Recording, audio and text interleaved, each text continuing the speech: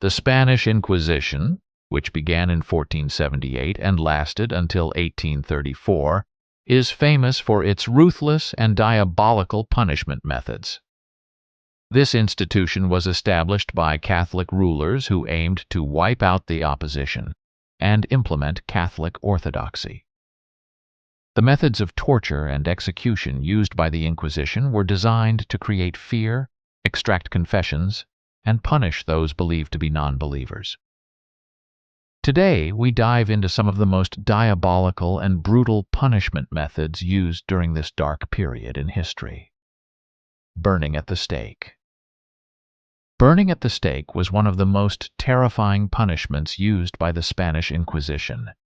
It was mainly reserved for those found guilty of extreme rebellion or for relapsed rebels, people who had returned to their old forbidden beliefs after previously abandoning them. The process was a public event designed to create fear and discourage others from abandoning the church. The punished person was tied tightly to a wooden stake, surrounded by a large pile of wood and other flammable materials. As the execution began, the fire was ignited and the flames would quickly spread, consuming the victim. The heat and smoke caused intense pain and suffocation. The victim's suffering could last several minutes, making this method incredibly cruel. Viewers were often gathered to watch, as the event was meant to serve as a strict warning to anyone who might consider challenging the church's authority. To make the event even more horrifying, the executioners sometimes added green wood to the fire, which would burn slower, increasing the suffering.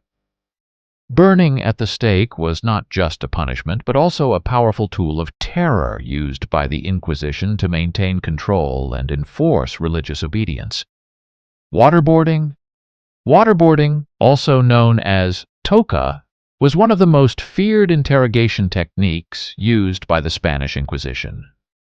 This brutal method was designed to make the victims feel like they were drowning. The process began by strapping the victim to a table, with their arms and legs securely tied to prevent movement.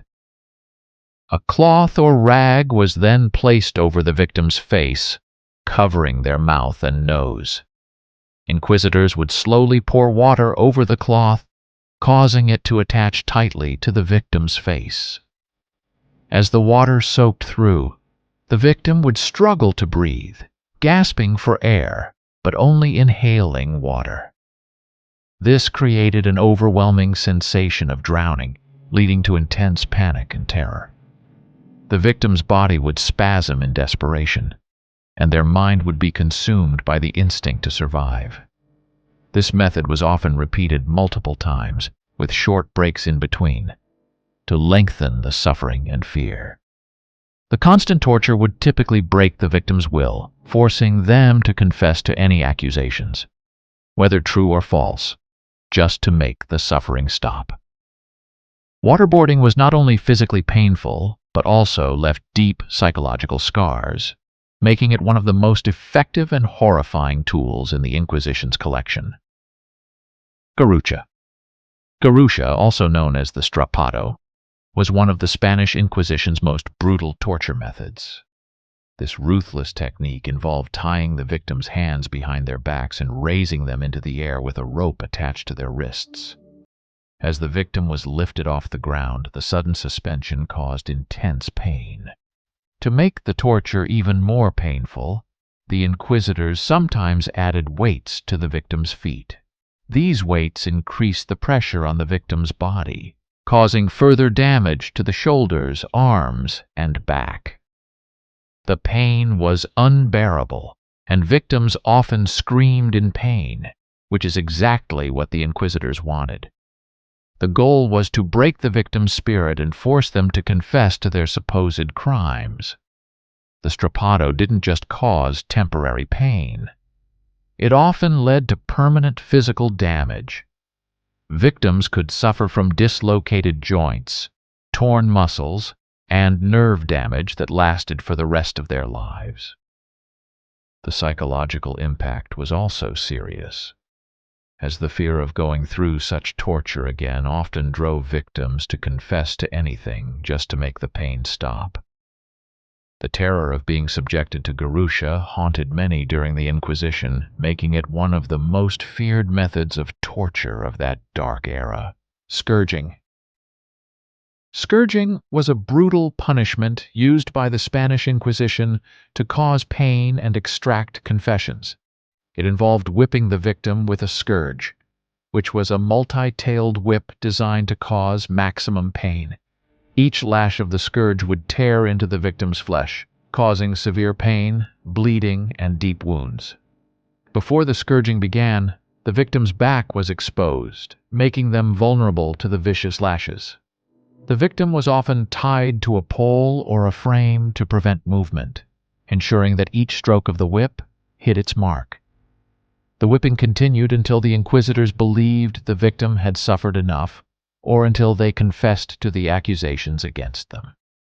Scourging was not only a form of torture, but also a method of public humiliation. Victims were often scourged in public places where crowds gathered to witness their suffering. This public display served as a powerful discouragement, warning others of the severe consequences of resisting the Inquisition. The scars left by scourging were permanent, serving as a constant reminder of the victim's suffering and the Inquisition's uncompromising power. These marks also branded the victim, branding them as a sinner or rebel in the eyes of society. The rack. The rack was one of the most infamous torture devices used by the Spanish Inquisition. Picture a long wooden frame.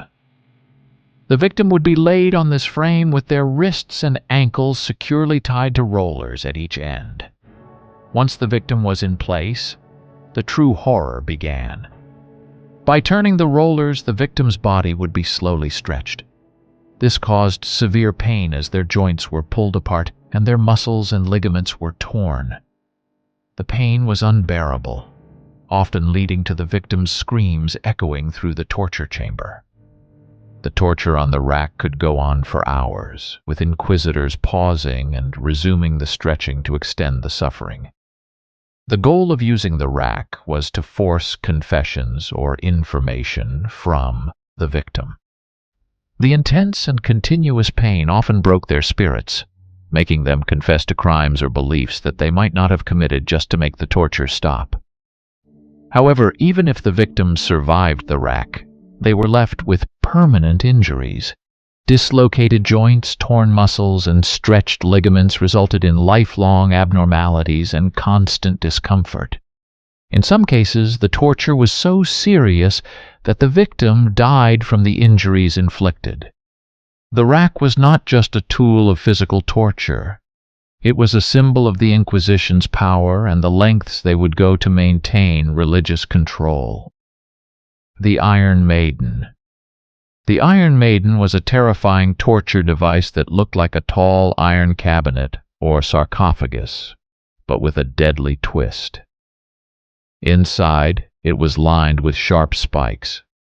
When a victim was placed inside and the doors were slowly closed, the spikes would puncture their body. The design was meant to cause a slow and miserable death by carefully avoiding vital organs, extending the victim's suffering. The Iron Maiden wasn't just about physical pain. The psychological fear it caused was huge. Imagine the horror of being shut inside a dark, claustrophobic space, knowing that sharp spikes are about to go through your body. The victim's screams would echo inside the metal chamber, adding to the overall fear. This device was especially cruel because it combined multiple forms of torture. The sharp pain from the spikes, the lack of ability to move, and the terrifying knowledge of approaching death all contributed to a terrifying experience. The Iron Maiden became one of the most feared instruments of the Inquisition. It was a tool of absolute horror, designed to break both body and spirit. Judas Cradle. The Judas Cradle was one of the most diabolical torture devices used by the Spanish Inquisition. Imagine a tall wooden pyramid with a sharp, pointed top. The victim was stripped naked and raised above this pyramid-shaped seat. Slowly, they were lowered onto the point of the pyramid, which was inserted into their rectum or vagina. The victim's own body weight caused them to slide down further onto the sharp point, leading to unbearable pain and severe internal injuries. The torturers might add weights to the victim's feet to increase the pressure and pain. This method was used not only to extract confessions, but also to humiliate the victim publicly. The physical pain was terrible, but the psychological misery of being exposed and tortured in such a way added another layer of suffering. Victims often screamed in pain, and the process could last for hours or even days, depending on the torturer's intentions. Infections were common due to the unsanitary conditions, often leading to death even if the victim initially survived the torture. The Judas Cradle was a dark example of the lengths to which the Inquisition would go to establish its authority and punish those accused of treason. The Spanish Donkey. The Spanish donkey, also known as the wooden horse device, was designed to cause maximum pain and suffering. It consisted of a wooden board shaped like the back of a donkey, with a sharp V-shaped edge that ran along its length. The victim was forced to sit on this sharp-edged board, much like riding a horse. But instead of a comfortable saddle, they faced the misery of the cutting edge. To increase the torment, weights were attached to the victim's feet. The added weight caused the sharp edge to dig deeper into the pelvic area, creating tremendous pain and often causing severe injuries. The Spanish donkey was not only physically torturous, but also psychologically traumatic. Victims would often scream in agony, and the sight of the device alone was enough to strike fear into the hearts of those who witnessed its use.